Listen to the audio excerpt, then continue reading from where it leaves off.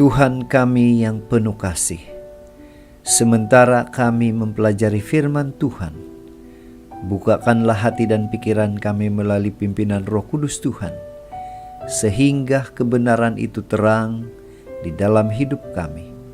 Dalam nama Yesus kami sudah berdoa. Amin. Shalom dan puji Tuhan atas kebaikan Tuhan pada setiap kita, sehingga pada pagi ini kita boleh sekali lagi mendengarkan renungan yang bertajuk Melayanilah dengan hati yang penuh kasih dan rendah diri. Mengapa dan bagaimana? Firman Tuhan di dalam Efesus 4 ayat 11 sehingga 12 mengatakan, Dialah yang memberikan baik rasul-rasul maupun nabi-nabi, baik pemberita-pemberita Injil maupun gembala-gembala dan pengajar-pengajar, untuk memperlengkapi orang-orang kudus bagi pekerjaan pelayanan, bagi pembangunan tubuh Kristus. Bacaan kita hari ini, saudara, saya ambil di dalam buku Efesus 4 ayat 1 sehingga 16. Ini merupakan salah satu kandungan surat Paulus kepada jemaat di Efesus. Pada saat dia menulis surat ini, Paulus di dalam penjara karena menegakkan kebenaran. Jadi pertanyaannya ialah, apa inti yang Paulus ingin sampaikan kepada jemaat Efesus? Mari kita mulai dengan sebuah ilustrasi. Paul Gunadi, seorang pengajar subject counseling, menekankan bahwa memberi counseling itu berarti memberi diri untuk orang lain. Maksudnya apa? Membuka hati, banyak mendengar, mungkin juga mengorbankan tenaga, masa, dan uang. Namun, mahasiswa cenderung lebih menyukai teknik berbicara aktif, banyak bercakap daripada mendengar. Adalah satu kepuasan jika yang diberi counseling itu menganggap kita telah menolong mereka, mendorong dan menguatkan semangat mereka ke arah menyelesaikan masalah mereka. Mari kita kembali kepada bacaan firman Tuhan hari ini.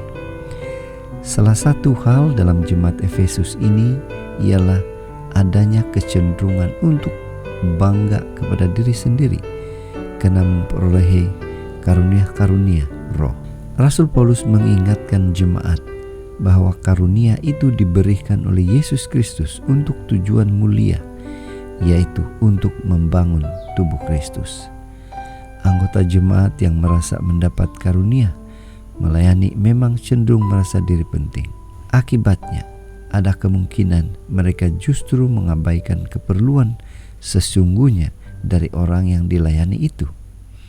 Itu sebabnya sebelum memaparkan tentang kemampuan khusus yang diberikan Tuhan kepada para rasul, nabi, penginjil, gembala, dan pengajar, Paulus menganggap perlu untuk memperhatikan dan mengerti ayat tentang Kristus, yaitu bahwa Kristus telah turun dari tempat tinggi ke tempat terbawah dan sekarang naik kembali ke tempat yang tertinggi. Kutipan ini ingin menekankan kasih Kristus yang memberi karunia, pelayanan serta kerendahan hati Kristus yang tidak mementingkan diri sendiri. Apa aplikasi renungan ini untuk kita hari ini? Kita sebagai anak Tuhan dipanggil untuk melayani sesama.